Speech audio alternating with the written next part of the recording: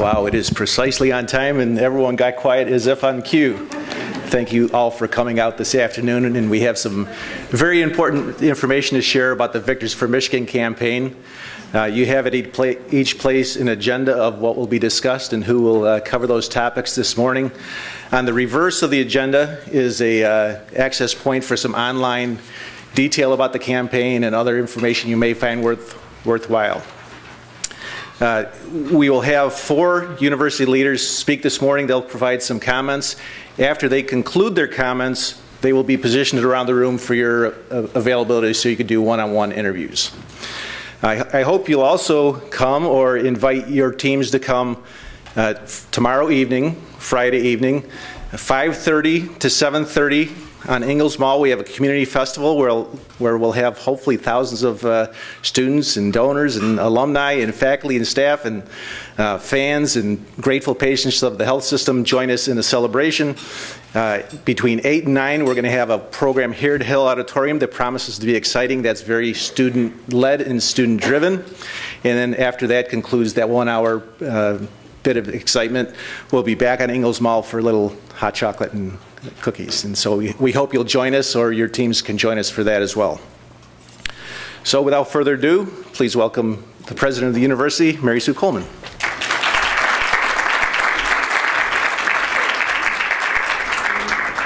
Thank you.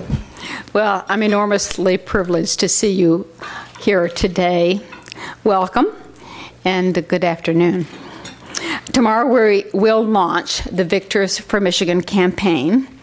It's the largest in the history of the University of Michigan and the largest in the history of public higher education. The Friday celebration will be on Ingalls Mall and in Hill. And what Tom didn't say that I've said to the students is, and there's free food. It's for the entire community.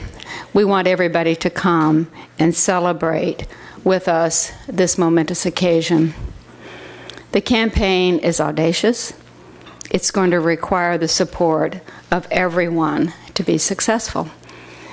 We've had a lot of large gifts, but no gift is too small. And what's really important is getting everybody enthusiastic about supporting the University of Michigan. All of you who've heard me speak over the last 12 years know that philanthropy is increasingly important for public higher education for 2 reasons. The first is we've seen dramatic reductions in state funding. And we understand that it's more difficult for states now to support higher education to the degree that it must be to be globally competitive. The second thing that philanthropy does is to provide a huge margin of difference that allows opportunities for our students that are basically unparalleled anywhere. So this campaign is critical to the University of Michigan's future excellence. It's going to help keep education affordable because we never want the price of coming to Michigan to keep out a qualified student from having this experience. And donor gifts also complement our own intense efforts that go on day after day to help control costs. And at Michigan, we have really relied on gifts since the first month of our existence. Founded in August of 1817 from a gift of land that came from 3 Native American tribes in September of 1817.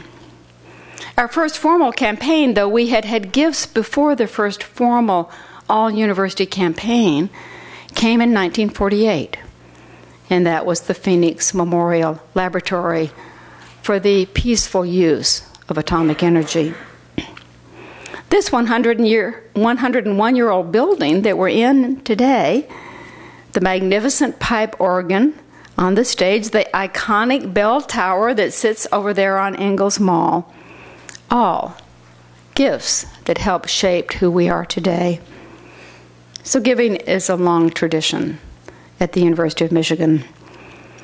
Donor commitment really affirms the emotional connections that people have with the university and the prestige with which we are held around the world. And we have exceptional donors. This fiscal year, we had more donors than ever, 129,000 from around the world. The past year has seen extraordinary gifts touching all corners of the campus, and I almost can't believe this list myself when I look at it. In the humanities, Helen Zell, $50 million. In the arts, Penny and Rose Stamps, $40 million. Graduate housing, Charles Munger, $110 million. The business school, Stephen Ross, $100 million. Athletics, Stephen Ross, $100 million. And most recently, the health system, Rich and Susan Rogel, $50 million. These gifts and many, many others have built a strong nucleus fund. And that's the other thing that I wanted to say is the very, very large gifts get a lot of publicity. But the small gifts are many, many, many, and they mean just as much in their totality to us. So our nucleus fund, already in the door, is $1.7 billion in the planning phase. So what's going to be our ultimate goal? We got a lot of money in the door, but we have big goals. The Victories for Michigan goal is $4 billion. It's a bold goal because Michigan does bold work. In 1994, not that long ago, the Campaign for Michigan goal was $1 billion, and it raised $1.4 billion.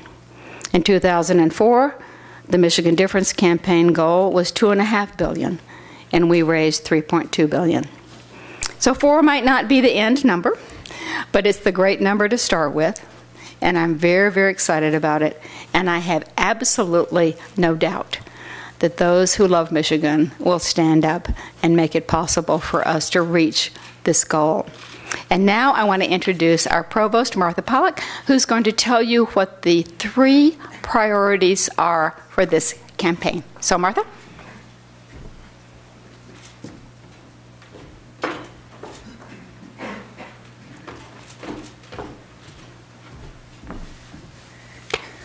Good afternoon.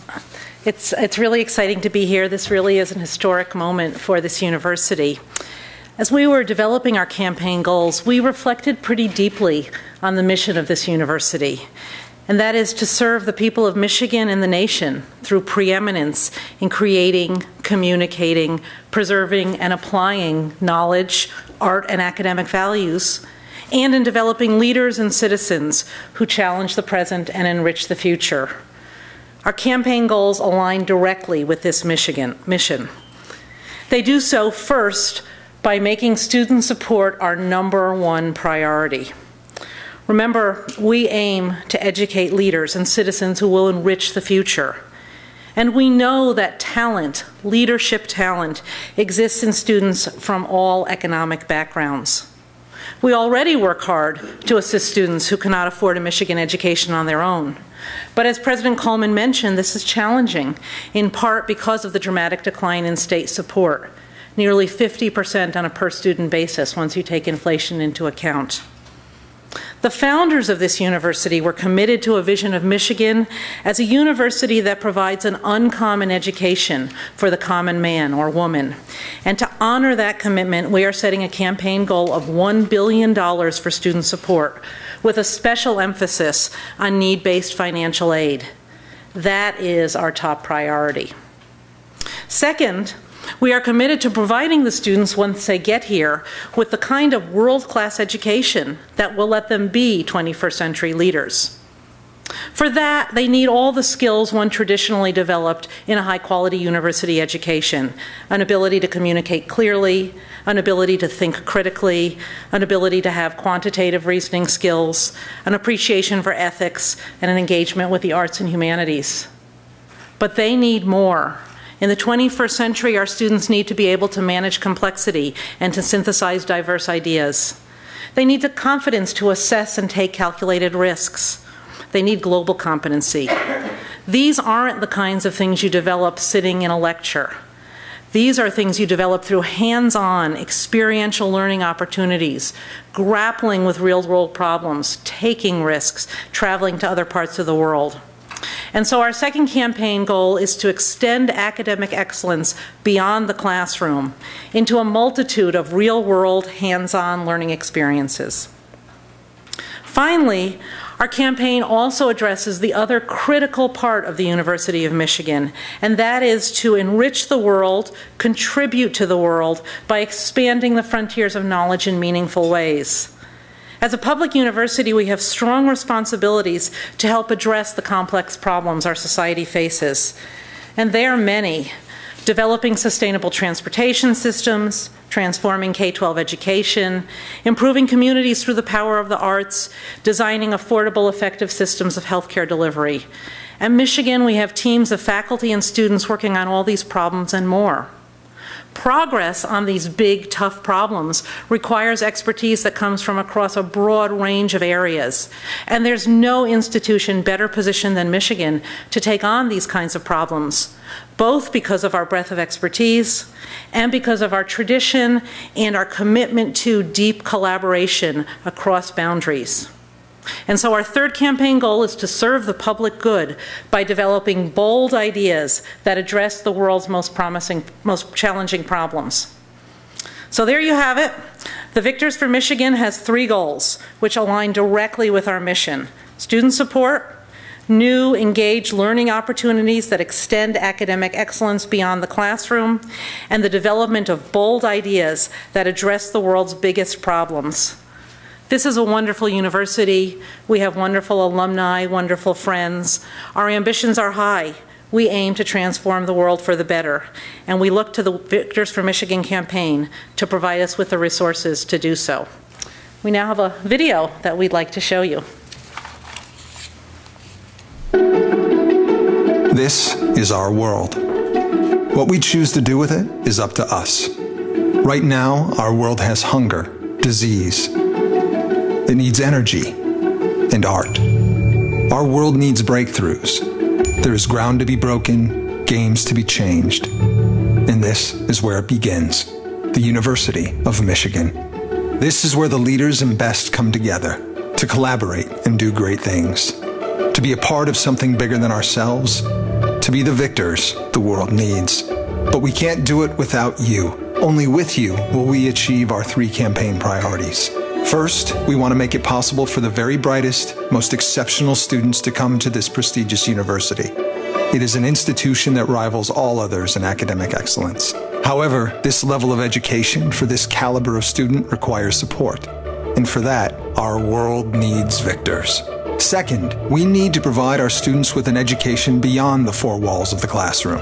It's an ever-changing multicultural world out there, and it needs to be experienced firsthand if we're to cultivate the next generation of leaders. And in order to give them the real-life experiences and to develop a global, creative, entrepreneurial mindset, our world needs victors.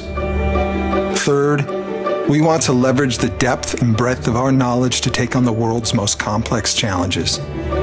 But to have the distinguished faculty to collaborate with, to make it possible for research to be completed, to provide the resources that will ignite those who pass through these hallowed halls, our world needs victors. By helping us with your financial support, you will transform lives and help shape the world. And in that, you are a victor. It's a bold mission, to be sure, so we call on you now, because it takes people like you to make Michigan, Michigan. Be a victor for Michigan, because this is our world, and what becomes of it is up to us.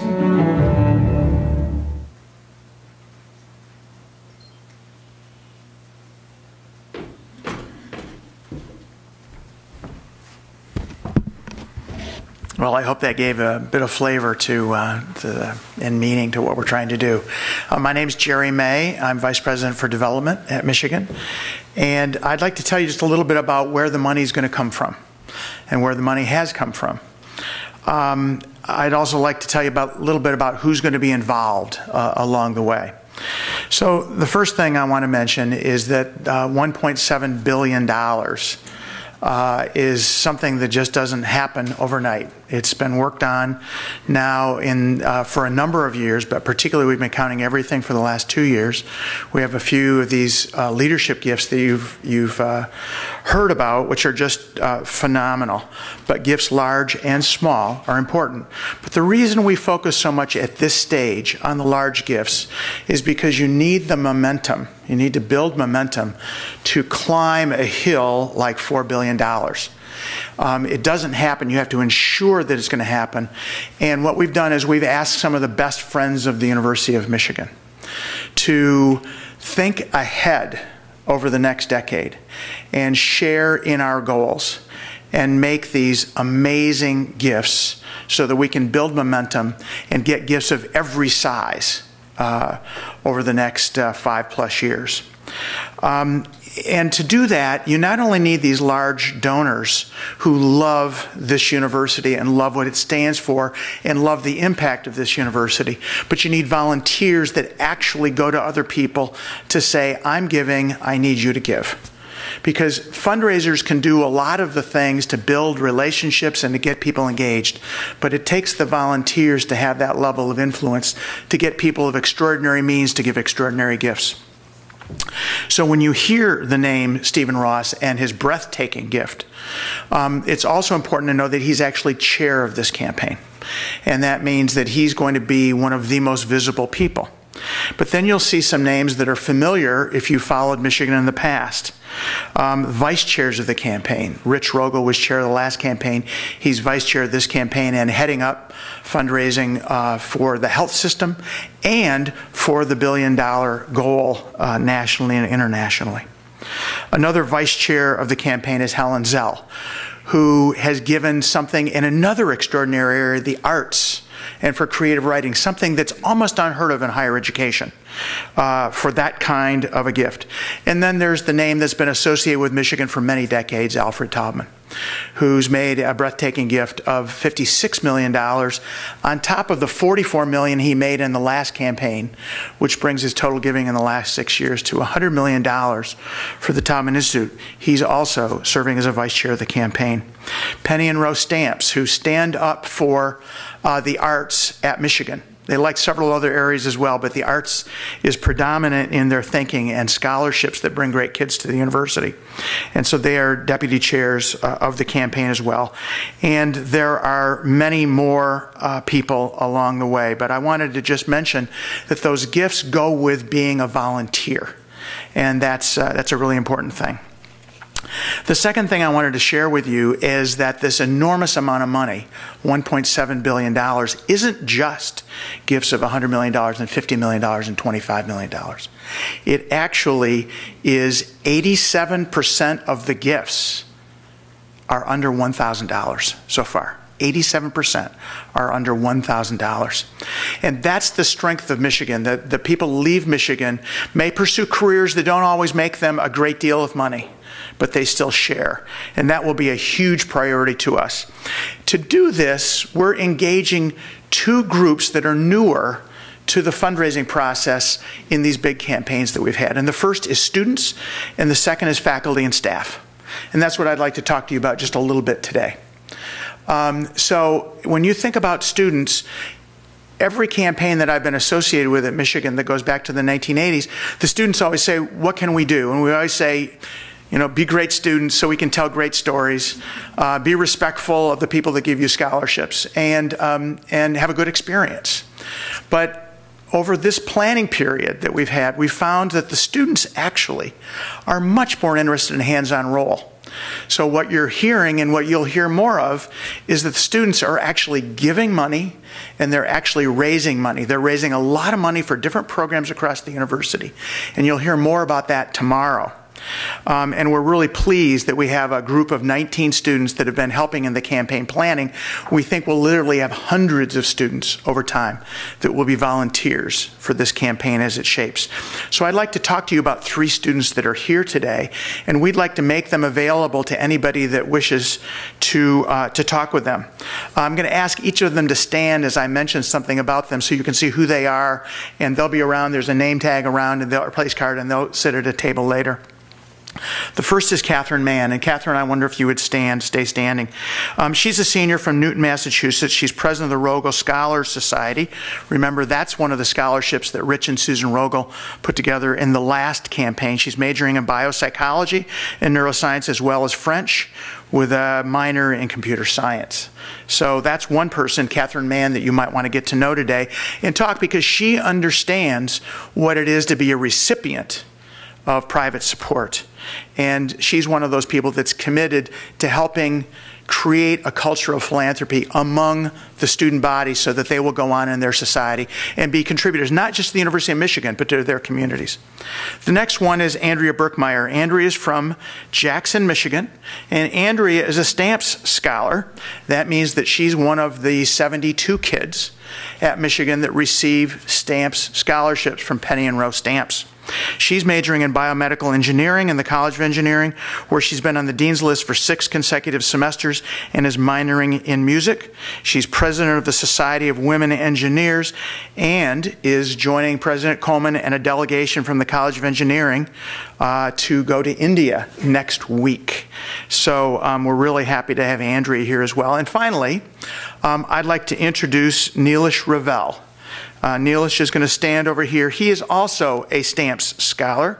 He's from Saginaw, Michigan.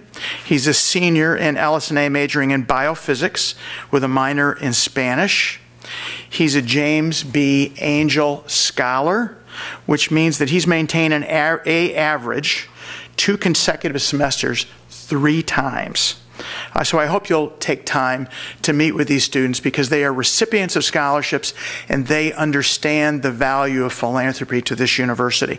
And if I can just restate again, because I want this to be the worst kept secret in the room today, and that is we're going to raise $1 billion for scholarships. And Martha's going to have me say that at every talk that I do. Every development officer in the university is going to say that in every city that they go to. $1 billion for scholarships is twice as much as we raised in the last campaign. I'll tell you something, I'm a little scared. It's a lot of money to raise, but it's for the most important cause that we have. Now, the last thing that I'd like to talk about in terms of how this campaign is organized has to do with faculty and staff. Some of you remember that the last campaign, we, for the first time, had a faculty and staff component to the campaign where we actually asked them. We debated that a lot because, as you know, these are people who work for the university. Some of them work very, very long hours. They all work very hard. And so some people said, no, wait a second, do you think it's really fair to ask faculty and staff? But what we found is almost 30% of the faculty and staff gave in the last campaign. And in the last campaign, they gave $110 million in cash and cash pledges and over $50 million in bequest intentions, mostly from retired faculty and staff. Now that shows something about a commitment.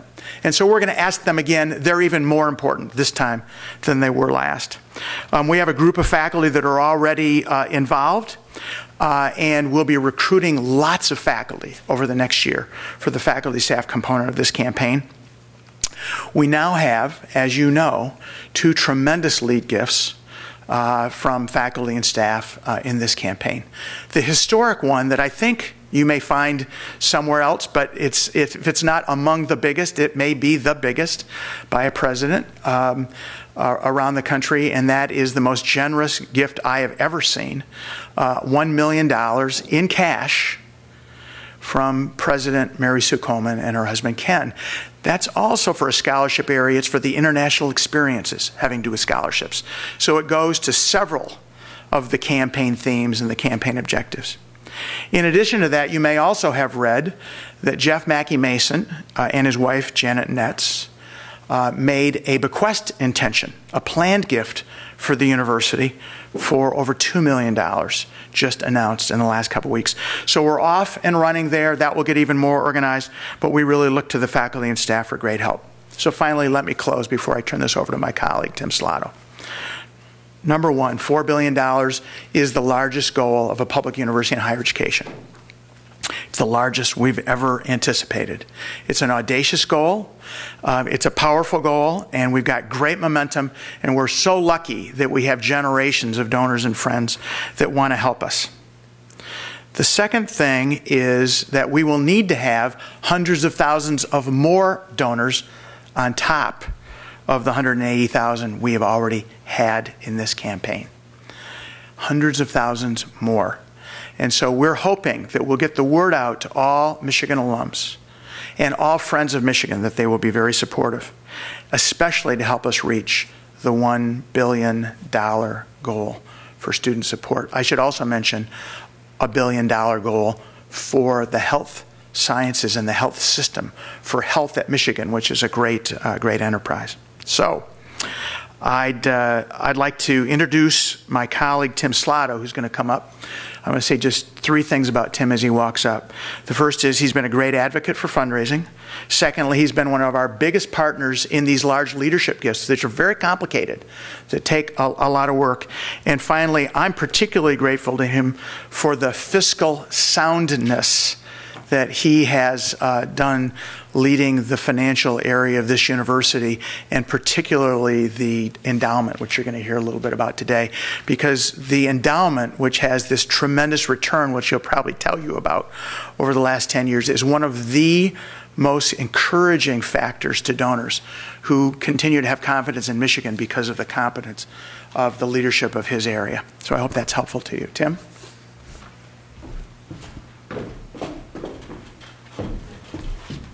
Thank you, Jerry. Hello, everybody. I have the enormous joy of working with all these talented people, but also the sobering task of thinking about financial stability in these exciting moments when all my colleagues say we're going to raise an enormous amount of money, and it sounds immediately like that solves all of our financial problems. And I hate to be the throwing cold water on things, but it's not even close. In fact, it's one of many, many important elements for us to remain financially stable and financially sound, and to preserve the enormous quality and success of this incredible institution. So when I think about financial stability, I think about the fact that we've been here almost 200 years as one of the best public research universities in the country, and we've built that reputation. And us as leaders and us as reporters and community members and stakeholders in this have a small slice in the history of creating this great institution, and we'll probably be around another 200 years. And there's not many of my friends, either in public or the private industry, that can say they're pretty confident that that organization is going to be around another 100 or 200 years. And there's several ways that we need to take care as fiduciaries of ensuring that continues. And one of them, of course, is revenue and gifts. Another one is just running efficiently. So we are in the middle of enormously complex and sophisticated cost reduction initiatives at the same moment that we're announcing this campaign.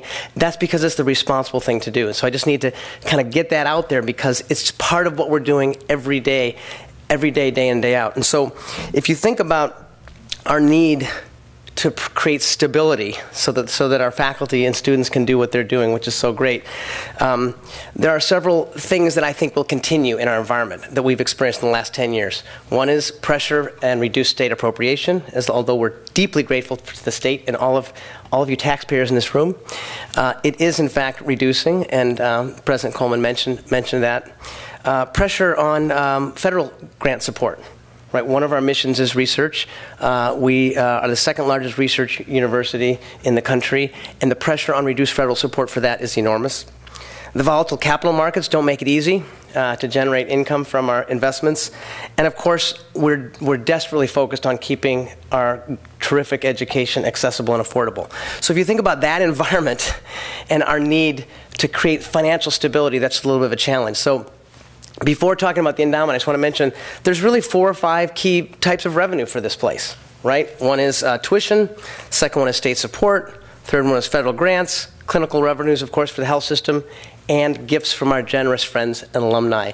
And the gifts are one of the things when I talk to the rating agencies or the bankers or many of the folks that are concerned about the Financial Health University that create stability. We have over 120,000 individuals writing checks and giving money or assets to the university each year. Through the financial crisis, we had over 100,000 individual gifts. And even though we may not have had the large gifts, 120,000 gifts year in and year out is an enormous sign of confidence and stability through any volatile environment or market, number one. Number two, all gifts aren't created equal, and this is my little secret to you all. We love all of our gifts, but they aren't all created equal. So a gift to endowment actually has an impact on the university's operating budget in perpetuity.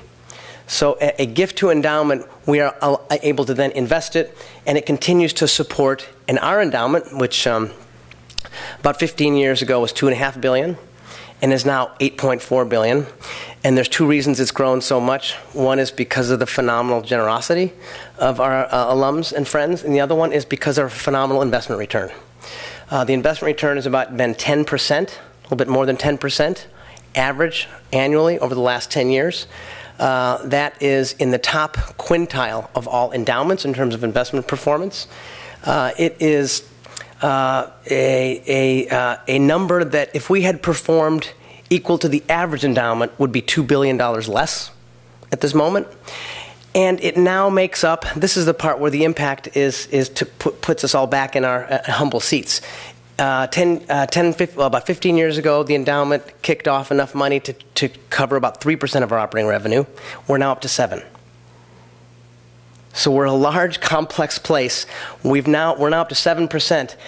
But thinking about the financial challenges, we need to continue to have that grow. Why? Because it will continue to insulate our operating budget and what our faculty and staff and students are doing every day, insulate it from the state economy, insulate it from the federal economy, insulate it from the capital markets, and any other crazy thing that can happen in this environment to make sure that we can continue to have our faculty and staff and students focused on what they do best every day. So I'm just here to say that I'm deeply appreciative of all of the work that all of the folks are doing in this incredible campaign, and the goal for endowment couldn't make me happier because it's a piece of the financial structure that resonates both substantively and symbolically in financial stability for the long term. And I'm really happy to be part of this effort, and I want to turn it back over to Tom.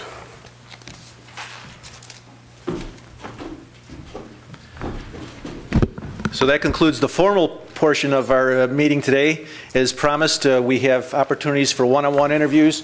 Mary Sue will be here, Martha to my left, Tim Slotto in the back, Jerry May will be here to my right, and the three students that Jerry introduced will be near the door. I also remind you, please attend if you can, or send your colleagues to attend all the activities happening tomorrow. There'll be a great celebration of all that we hope to make possible, and there's outside the door an easy-to-carry, pocket-size reminder of the events happening tomorrow. So help yourself to those on the way out. And thanks again for coming.